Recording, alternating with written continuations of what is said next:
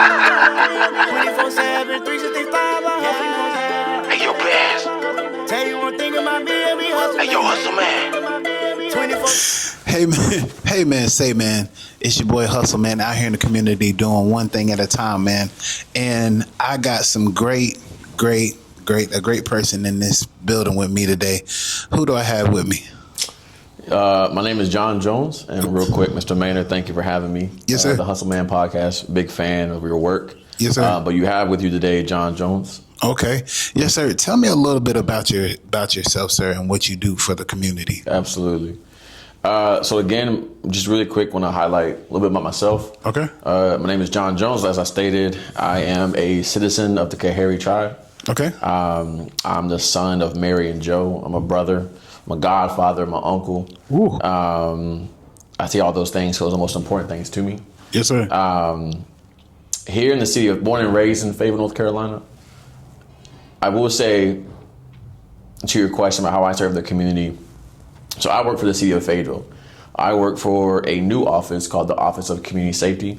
I am the inaugural director of that office. So my role is develop this office to be something that provides community-led solutions and addresses violence through a more holistic approach.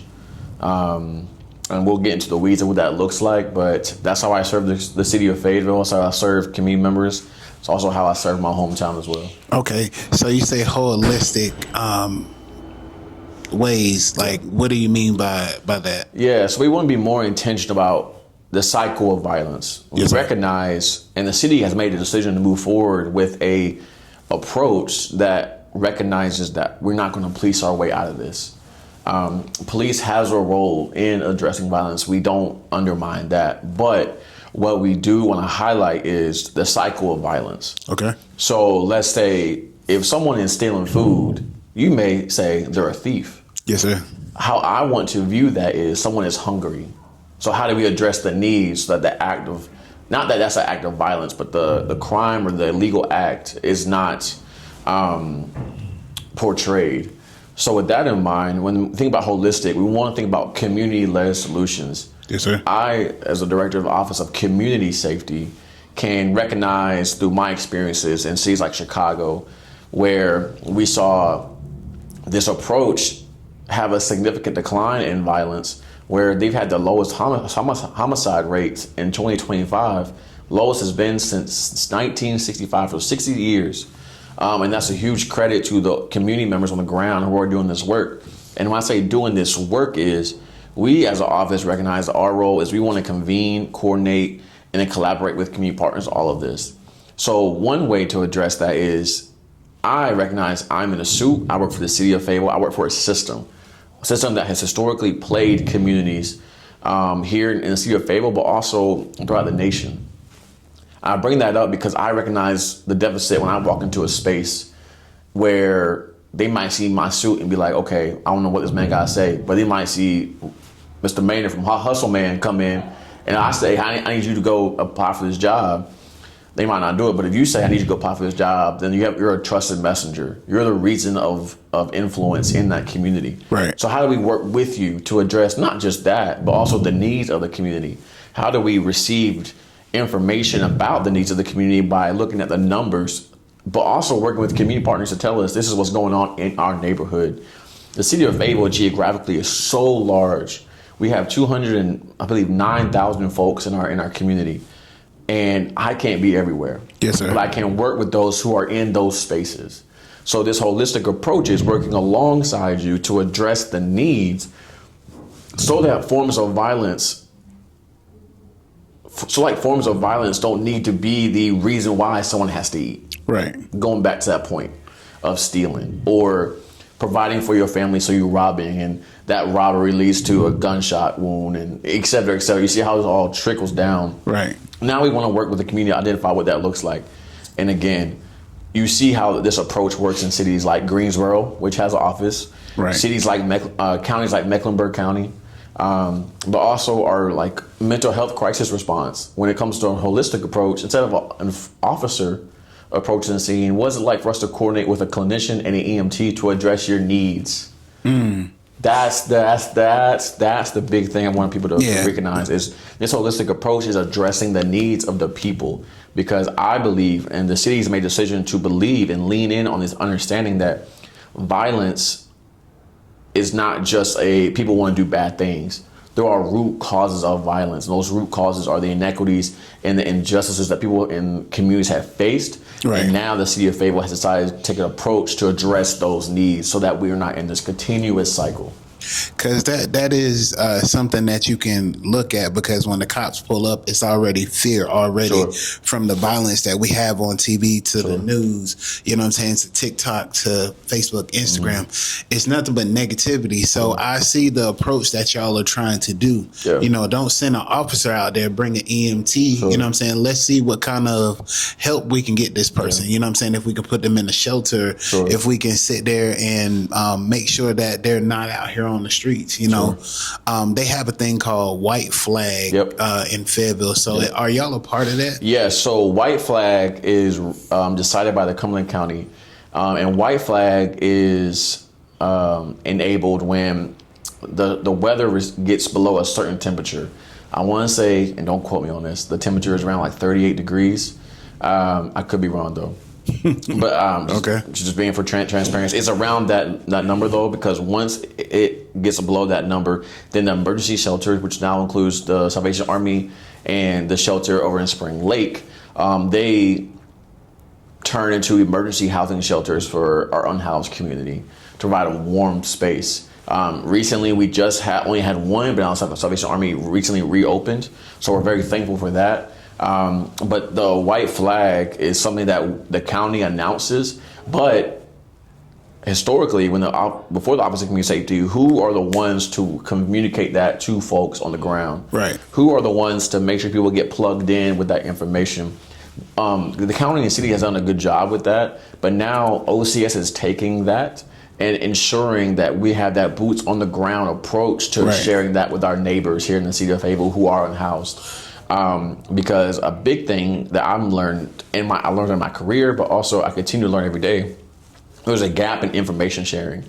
And kind of going back to that community-led approach, I can post on social media, I can post through newsletters and emails, but people may not look at it.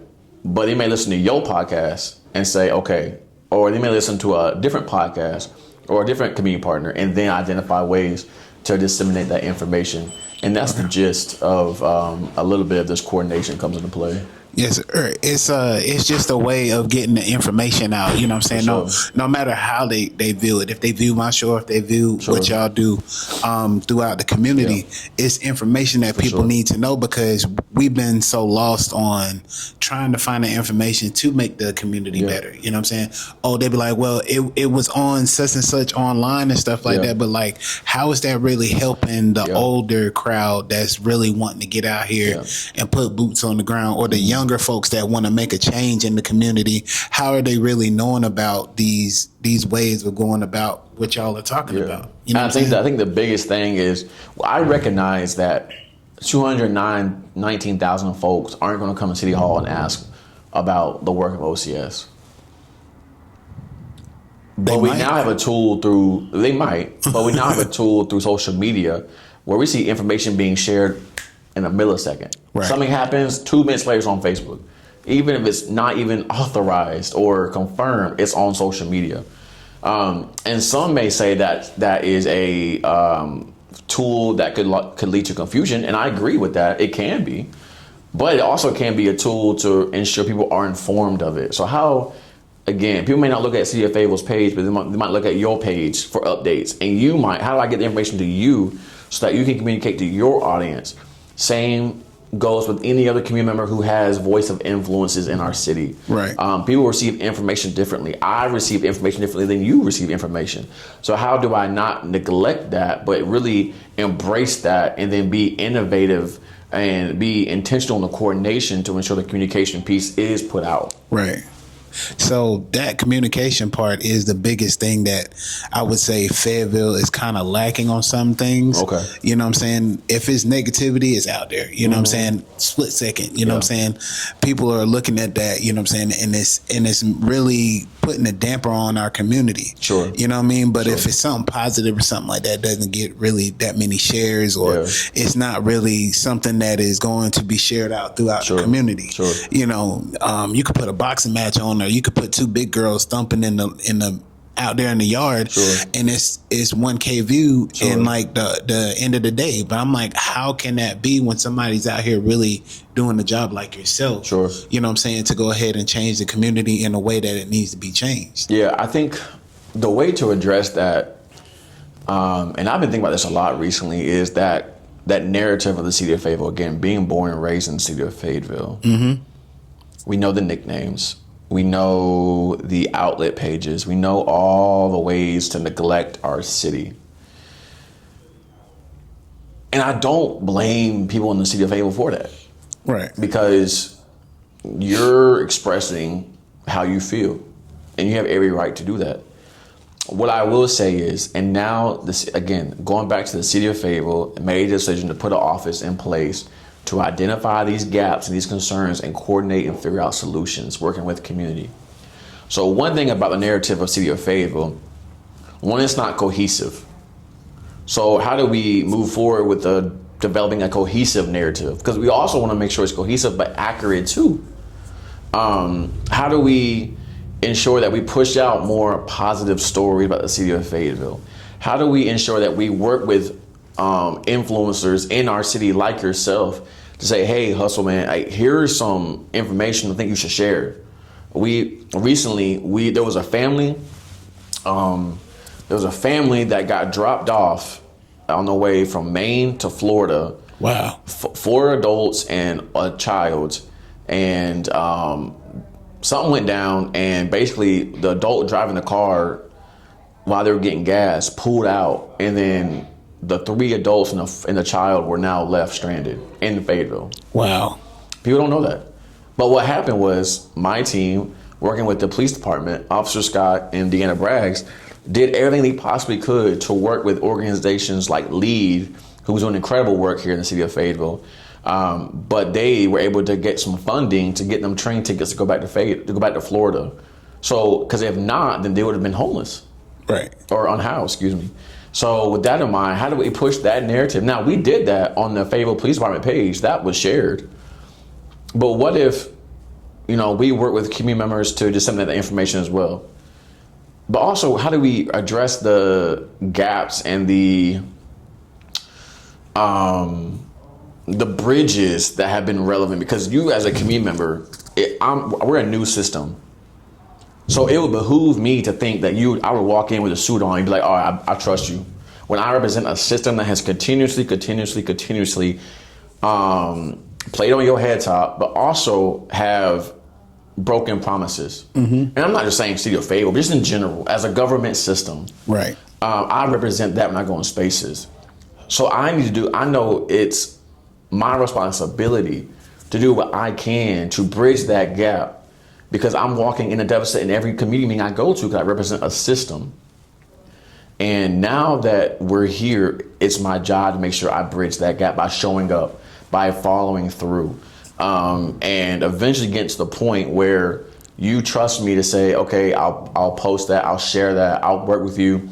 But also, I don't want to finesse anyone either. I want to figure out what are ways that we can work with you to have this part of our new ecosystem of marketing and communications. Kind of build a small team to kind of carry out your mission. Yeah, instead of and I haven't had any conversations, so this is all off the top, to be honest. So bear with me. But, a way to disseminate information, we're working with individuals in the community who have this influence. Right. Instead of a typical city government type communication style. What does that look like? I have ideas. But again, I'm not the one people go, I haven't posted on Facebook in 5 years. So I bring that up because there needs to be conversations with people who have these voices. And that's something that we look to do. And that's how we have a community-led approach to shifting a perspective on this city. as well as, information on crime and violence, etc. Right. So the point of it is that, just getting a broader brand of pushing out information. So people can know what y'all are doing, how y'all are doing it, so y'all can get the numbers up on these meetings. Tell me a little bit about the meetings on Thursdays that y'all have. The meeting on Thursdays? Well, I mean, the meetings that y'all have for at Honeycut, when y'all have people come in and they get to ask y'all the questions for what y'all do in the city. Okay. So recently we had community feedback sessions for our strategic plan draft. Okay. We had 2 days worth of 4 sessions each day. That was at Kiwanis Rec Center. We pushed that through social media and through emails and et cetera. We also, as an Office of Community Safety, will be having quarterly update meetings in front of the community. So we want to do it in front of council, but also we want to have a community-led space too. Right. To present the same exact information, but also ensure that we're being transparent with community folks. And then I will also say, as OCS, we want people to meet with us anytime we can. So we don't have regular ongoing Thursday meetings. However, we will be having more conversations, and to get information to the people is now working with the people who have the voices like yourself. I think that's how we would move forward in that approach. Okay. That right there, and within itself, giving a comfortable space, you know what I'm saying? Like not a judging, but a judge-free zone. Without doubt. Because people come into spaces and they look at it and they say, how can I feel free without saying, I'm going to get judged by saying something. And I think, to your point, that's why we're intentional. We're going to be having a request for proposal in the near future. I can't really share too much, but we want to activate safe spaces. Like, we want to your point, how can we utilize safe spaces, whether that's rec centers, whether that's blocks, whether that's churches, etc. Okay. How can we have community-led events and activate them? So we're calling them safe space activations. But to your point, because it's not just about the building itself, it's about how do I feel when I walk in the room. And that's why, for me, I tell myself and my team this on a regular, like, we need to be as transparent. We need to have listening ears. And also, I recognize in my role that, and Chicago taught me this a lot, because I spent 4 years in Chicago where I learned all this work. Yeah, I'm sorry. It taught me that sometimes people just need to be heard. And then you hear what they got to say, and then it's my responsibility to figure out what can we do with what you just shared with me. Because the last thing I want to do is just be like the guy's like, oh man, that's crazy. Wow, you went through so much. Cool. Like, no, my mindset is, okay, how do we take what you just shared with me and put that into action with whatever step? Right. And how do I ensure that, for example, in the west side of Chicago, we had this initiative called Take Back the Block through the Mayor's Office of Community Safety. Okay. And it was in the west side neighborhood of Austin. And a brother of mine, now I call him my brother, Hy-Sung Harper, was just angry. And he was like, man, what's going on? Like, why all these people down here? Because for him, it was like, this is a show. There was a mass shooting that was there recently. And here we are in the city of Chicago doing all these events and having like food and a party, you know what I'm saying? And our mindset was, we want to make this space, we want to claim this back, which is why the mayor called it Take Back the Block. But in that moment, he was a community member who's been working that area for so long. Right, so he know everybody. Trying to make positive change. And he was like, why didn't y'all talk to me about this? Right. And I think for some people, that might be like, who are you to think? But then when you think about it from a community perspective, I know every single person in this area. Yeah. And I did not know about this. So now, you know what I'm saying? Now it's like, he feels like I could have saved it.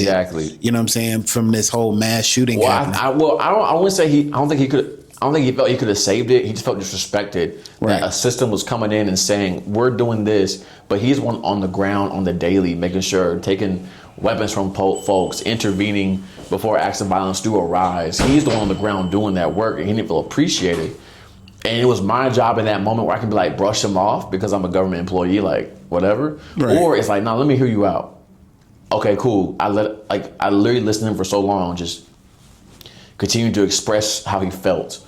And then from there, fast forward, Hassan, when I left Chicago to come back to Fayetteville, in my office, there's a plaque that Hassan got me, because from that introduction to the time that we worked together, we did so much positive things for the West Side and Austin neighborhood of Chicago. And it all started with him being upset, me listening, and then me following through, along with my colleagues at the Community Safety Coordination Center, Manny Whitfield as well, right? Who played a even larger role than I did. But we worked with community, and I'm the guy who first was huffing and puffing trying to find me is now the one who made a whole plaque to put on my wall with photos of the work that we did together. Right. And that doesn't happen if I don't come in with this mindset, I need to listen. That doesn't happen if I don't follow through, because I can listen. But if I say, oh, I'll do this for you, but I don't, it's not going to work. Yeah. So with that in mind, that's how this works. That's how this work gets going. But also that's how I see my job right now in its beginning stages as we build a foundation of the Office of Community Safety, is having those hard conversations, following through, addressing gaps, and then ensuring that we're supporting community and that we're filtering our thoughts through community partners. So the working together, how is that different from being out there in Chicago versus coming here to Fayetteville, North Carolina? How much support? How much support do you get from your colleagues and other offices that you work with? I would say I wouldn't be successful in my career if it wasn't for support from other people. But also, my office and myself particularly has had nothing but support from other cities. Right. We just had community partners from Chicago come down for these community violence intervention workshops, and the deputy mayor for the mayor's office of community safety in Chicago just called me a few days ago. Checking in. Right. The That's director big. in Greensboro. So what? I said that's big for It somebody in that stature to just be like, well, let me take a moment out of my day to give, just to tap in. John a call. What you need, yeah. The director in Greensboro, Letitia McNeil, super helpful. Director for the state, Ciara Scott. The inaugural director from Mecklenburg County, right. Tracy Campbell, as well as the Office of Violence Prevention Network across the nation. There's a lot of folks who are working together to create these spaces in cities like Fayetteville. And what we have as a city of Fayetteville is an opportunity to be an example of how a office invested in the community can play a role in decreasing the violence that we seek, but also addressing and providing a higher quality of life for people. Because at the end of the day, we want to deter from having to get enforcement involved, which is why we're moving forward with a mental health crisis response model. Right. Which is why we're moving forward with our community violence intervention pillar, which is why we're working with our unhoused community on the ground, which is also why we're working with young people. But we want to ensure the hungry gets fed. We want to ensure the unhoused gets housed, and we want to ensure those things happen. And I can't do it. My office can't do it. But if we as a collective, that means government, community part organizations, that means faith-based institutions, hospitals, every single person plays a role in the work of the Office of Community Safety. Right. And if we are to work together that in the way that I believe we should, then we'll see significant results. My job is right now is taking those steps to get us in that position. Right. And allowing my office to be the one that's the convener and coordinator, so that you as police can enforce when needed, or you as code enforcement can do what you need to do. But when it comes to shelling out, hey, this is a concern, this is a concern, we can be the ones to coordinate that and let you do what you do best. Yeah. So While we be that convener at the end of the day. yeah, so they can take care of other things in the city. You know what I'm saying? Y'all can y'all are like a medicine woman. You know what I'm saying? Sure. Like going around making sure that the homeless have what they need, toiletry, Sure. you know what I'm saying, hygiene, so they can be able to stay, you know what I'm saying, upright with everything that they're doing. How do y'all get I know it's like the homeless, they sit here and they go to the community center right here off of Fayetteville Cares. Yeah, Fayetteville Cares right off there. What do they offer to the homeless? You know what I'm saying, for care. So I would say Fayetteville Cares offers free laundry. They do provide some supports through clothing, etc. But they also have partners who come in on a regular basis to provide. I don't quote me on this, but I know at one point they had an optometrist come in for those who were visually impaired to help with like free glasses. Right. Barbers. They also work with organizations to provide some supports, case management. There's also a system here in the city of Fayetteville in the county called coordinated entry that is through the continuum of care led by Dr. Harris. And with all that in mind, there is a collaborative approach to addressing and working with our unhoused community. That's one thing I want to ensure that we communicate is we're working with and for our unhoused community. And for us, that means together. That means providing services. That means providing solutions to the gaps that we see. Okay, that is a good way, man, because like I said, for the past couple of years, I've been looking at how the homeless, you know what I'm saying, they're around the library, you know what I'm saying, where they sleeping at. They sleeping in front of the library. Sure. So that kind of makes the library look like, a homeless shelter. Sure. You know what I'm saying? And it makes it uncomfortable for people to come in. Sure. So how do it's been cold, sure, it's been rugged. How do you get homeless people jobs, you know what I'm saying, to get them back on their feet to where they're feeling like regular civilians? Yeah, I will say one thing I want to clarify. Okay. Is being homeless is not illegal. So if someone is homeless, they should not be seen as a threat. That's one thing I want to make sure people hear me say, because there's it can be misconstrued easily that they're an issue. When if that is our mindset, then we're treating them in a way that's not restorative instead of a way that's punitive. So OCS, we do not have that stance.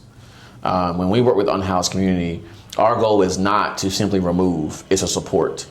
So when you brought up how do we get the unhoused community, people in the unhoused community jobs, there's also a misconception that people who are unhoused aren't hardworking people. Right. I just shared an example of how someone, 4 folks got dropped off and left here and had no contact with anyone in the city of Fayetteville.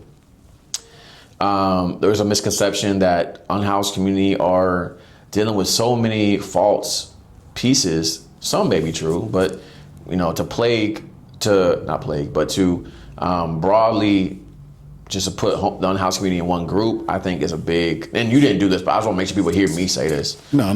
So when it comes to employment, when I worked in Chicago, I worked in a re-entry program, working with justice-involved individuals who were returning home from incarceration. Right.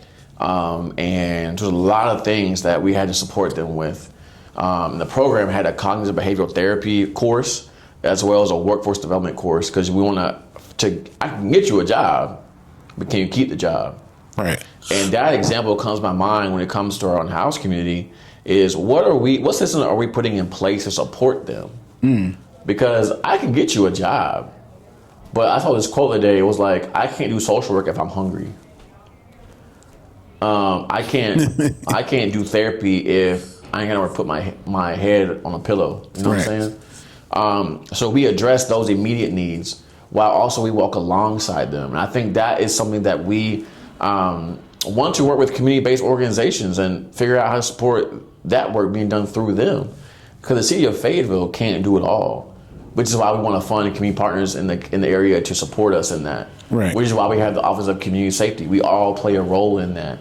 And I think at the end of the day, if we are intentional about recognizing the need for immediacy, but also the need for short-term, middle-term, long-term programs, then I think, that's how we address the unhoused community.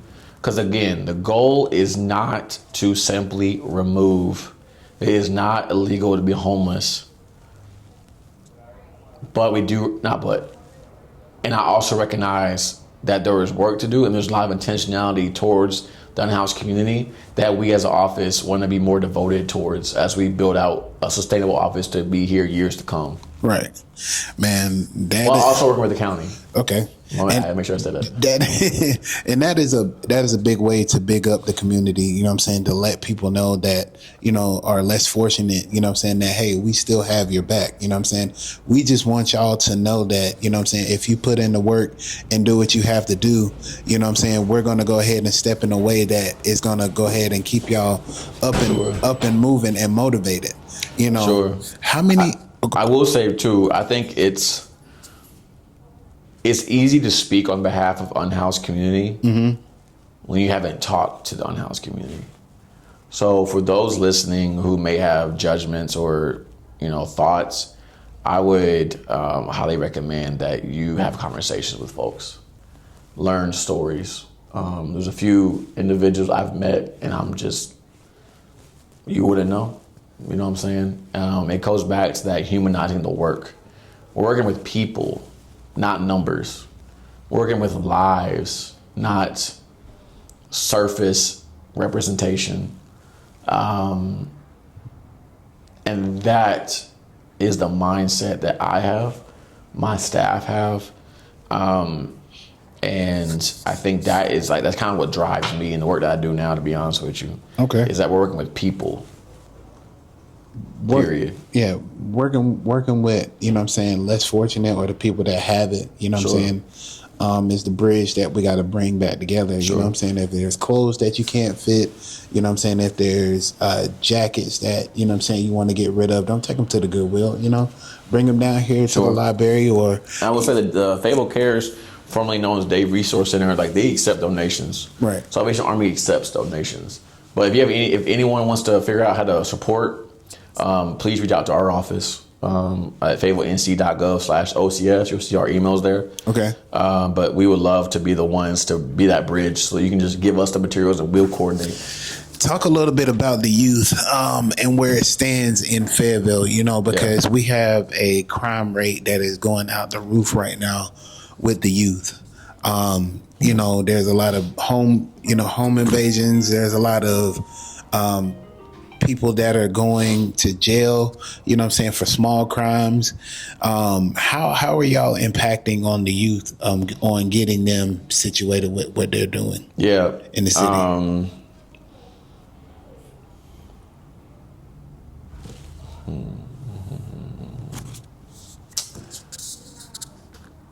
One, I ask people who say the crime rates are going higher for young people. I always like to ask, when was the last time you checked? So I just encourage those who listen to this, if you believe that, just check, just for accuracy. I mean, you could be right, could be wrong. I'm blanking on top of my head right now. But I will say, working with young people, again, is working with those who they trust. So we have organizations in the city of Fayetteville who are doing great work. Roots Mentoring, Jai 6, Heal the Ville, Prove Theory. I don't want to mess nobody. Mary Miss Maximus, 2-6 Project, Urban Ministry, and some others as well. We also recognize there are folks who are doing the work on the ground with young people who have no organizations but that are passionate for young people. Right. So when we think about that, we want to ensure that we're working with the group of young people who are historically seen as high risk. I like to see them as high potential rather than at risk. I think at risk provides a sense of liability. Right. We want to boost hope. And hope is a dangerous thing, I will say. But hope with support, I think, is more feasible. So right now, we've had multiple youth night outs where we want to have safe spaces for young people to sit and be. We've had multiple. Our last one, we had 134 kids pull up and we had physical activity. We had sensory room. We had other resources available. But also, this summer we want to hire young people through a program through Mid Carolina, My Bright Future. But we also want to be intentional that this is a job readiness program where you're going to learn soft skills, life skills, and be paired with business owners in the city of Fayetteville for potential long-term employment opportunities. Right. When it comes to young people, I also recognize I'm on the younger end, but I'm not in the age range of a young person. So I need to not speak on behalf of young people. So the work that we do is through the messages that we hear from young people. They want to get paid. They want to work. They want to learn. I think if you ask most people who are doing negative things in our city and across the nation, they don't want to do it. You know what I'm saying? But if they had something better to do, they probably would. So how do we give them something to do? But also, I hear a lot of times, rec centers, et cetera. But a lot of rec centers are open to young people. Right. How do we disseminate, going back to that information gap, how do we disseminate information when people are aware, hey, your rec center is actually open after school, which we'll work with Parks and Rec, who are incredible partners, Michael Gibson and his staff. But when we say young people, we want to hire young people. We want to have long-term programming for young people, which includes after-school care, after-school mentoring, which includes weekend programming. I went to a recent event with Marcus Jenkins and the Roots mentoring group, and I won't share too much, but it was so enlightening for me to just observe. And then they asked me to be a part of it, and I was a part of it. I felt so much weight off my own chest. How do we create more spaces like that for young people to attend? The gap is funding. So how do we as an office communicate, hey, we want to support organizations that have this long term, not just for a day or two. So that's how we plan to move forward with it. Right. Man, look, it's all about, putting in a plan, making sure that, you're doing the right thing. And just letting the kids be heard on what they need to do, because some kids do need to be heard. That's why, they're out here acting out. That's why they're out here, knocking over cars. That's why they're out here kicking in people's doors. That's why they're out here shooting at other younger kids. It's just the thing that I've been seeing for years, what I'm saying? That's what the Ville stands on, what I'm saying? Gang violence, what I'm saying? People shooting up, we get our street cred, what I'm saying? So we can be like other cities, but it's really time for us to really sit down and think about it, how can we not pass the torch the way that we've been passing it for years? And I think it's essential that we, as a government system, but also as community members in our city, work with those young people, listen to those young people, work with trusted messengers in those spaces for young people to come in and listen. Right. And not make false promises. Be intentional about ways to address and identify opportunity to support. And at the end of the day, that's our next generation. That's our generation to come. Right. So, again, if we don't invest in them now, then it would behoove us to think there's going to be a different result to the things that you're concerned about. But there's more work to do. But that, again, working with young people, it's essential that we work with community partners who are in these spaces already. Not reinventing the wheel, but supporting it so we can think long term about this. Yes, sir. Not short term. Because, we've been reinventing the wheel for a while, and then it's just like somebody falls asleep at making the manual. You know what I mean? So when we have change of office, change of government, mayors and everything like that in town, everything gets swept under the rug. And it's just like, I think that's the beauty of having, Mayor Mitch Colvin has done a good job. Mm-hmm. Him and Mayor Pro Tem and the council at the time pushed for this office to be. Started off slow, but it gained some traction, and the council then moved forward with having this office created. So that's one step. Right. And now that we're here, when, things, because I won't be here for my rest of my life, you know what I'm saying? So how do I be intentional about developing a foundation that's sustainable? When you think of like a house, if it's like, I go back to the old Bible analogy, when it's built on sand, wind will knock it away.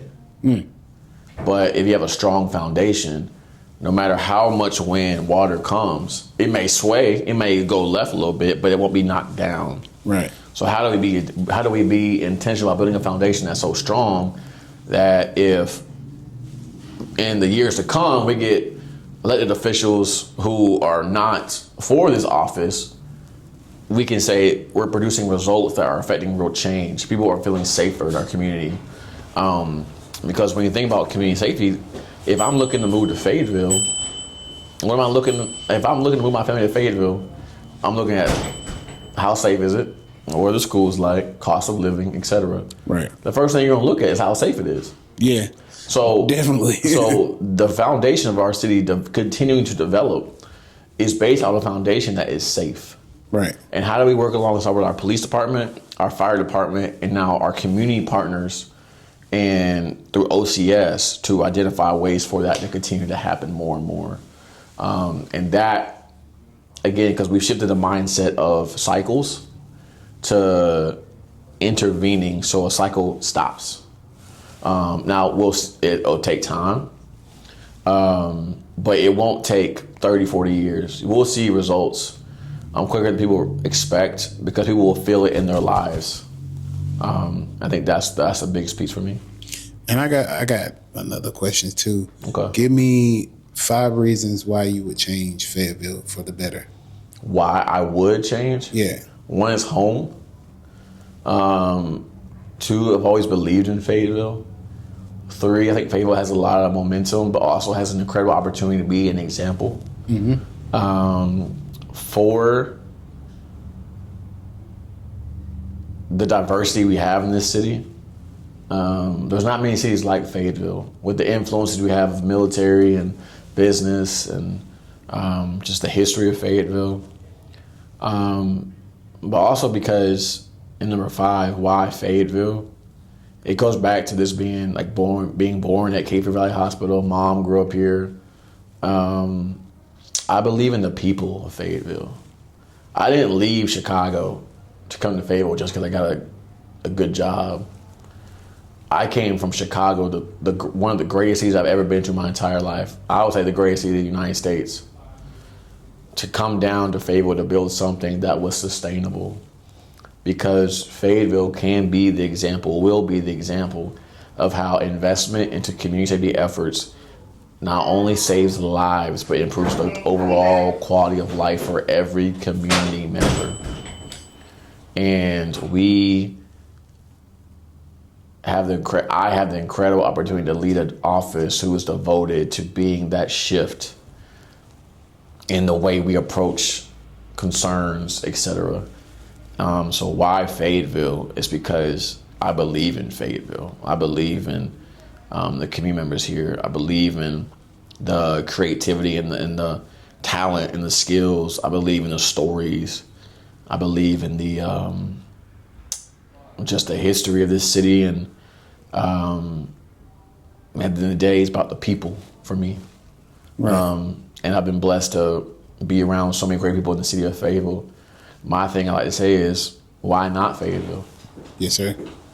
Man, look, that is the response that you gave me just, took me away, because some people would have gave, a small answer.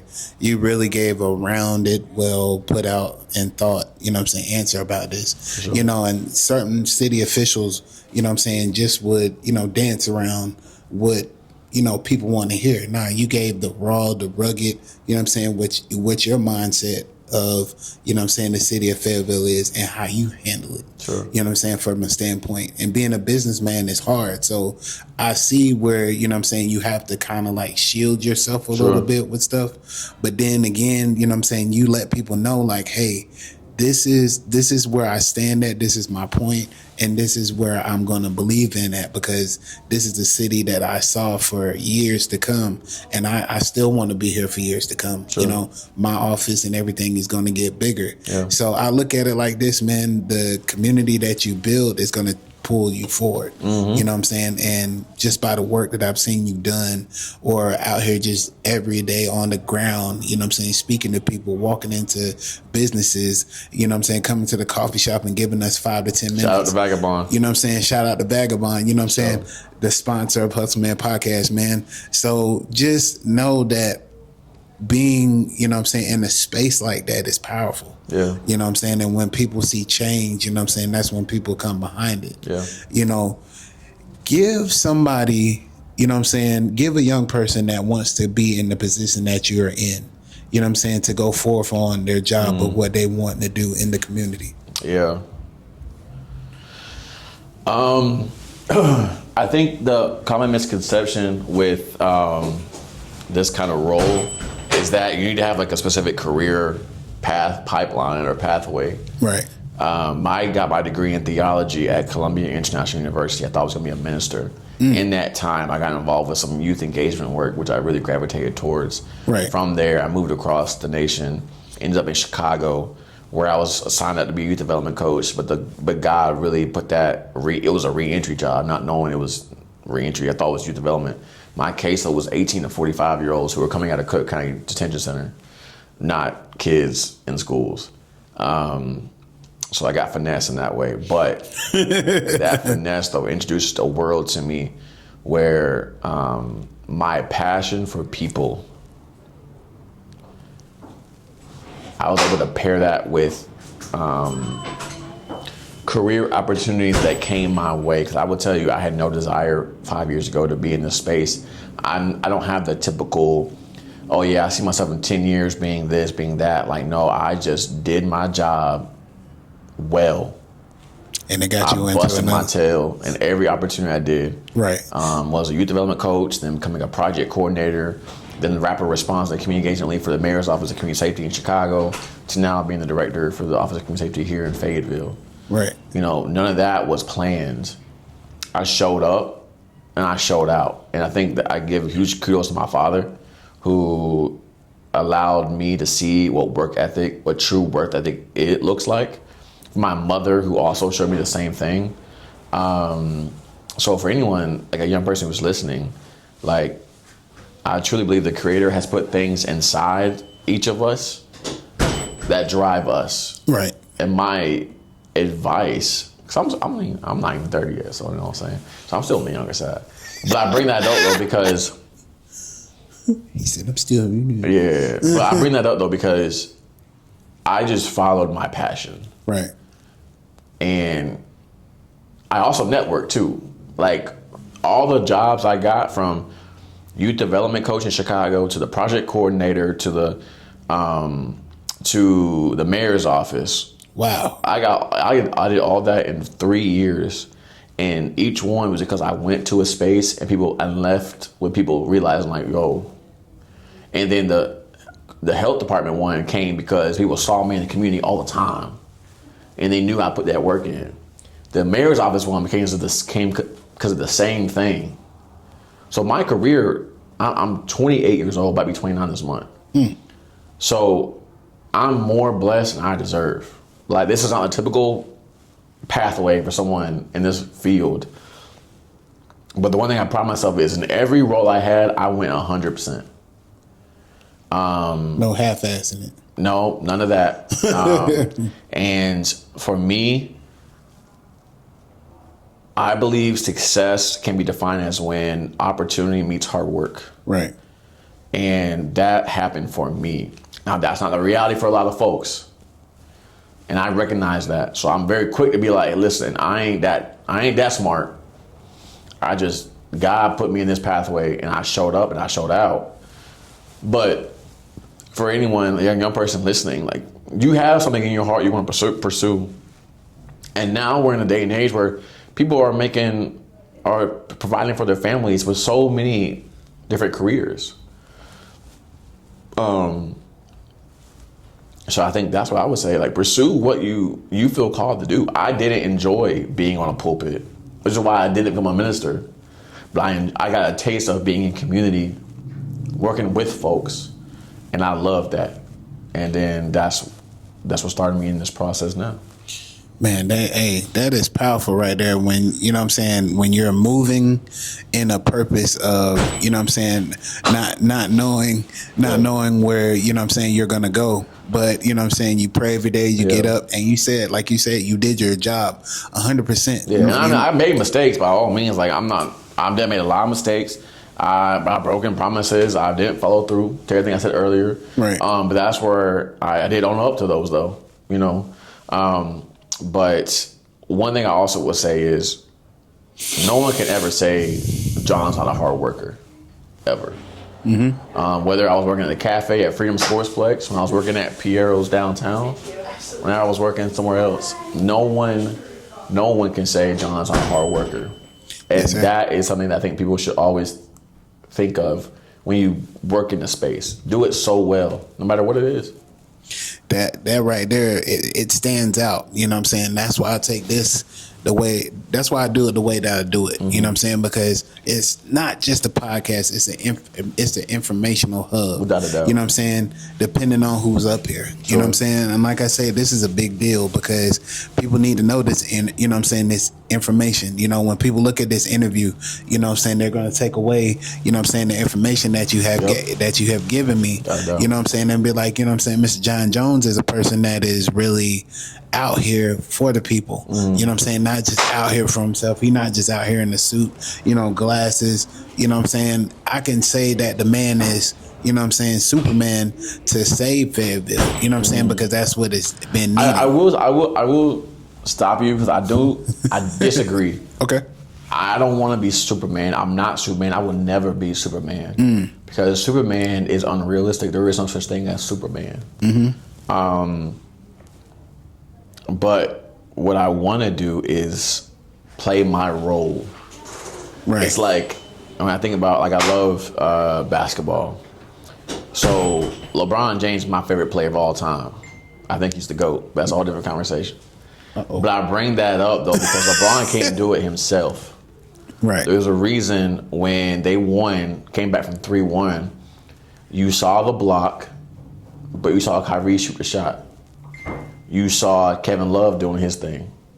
You saw, what was it, Richard Jefferson or something like that did something else. Mm-hmm. Everybody has a role in making our community safer. The reason why I don't want to be seen as Superman is because that's providing a false hope, false narrative.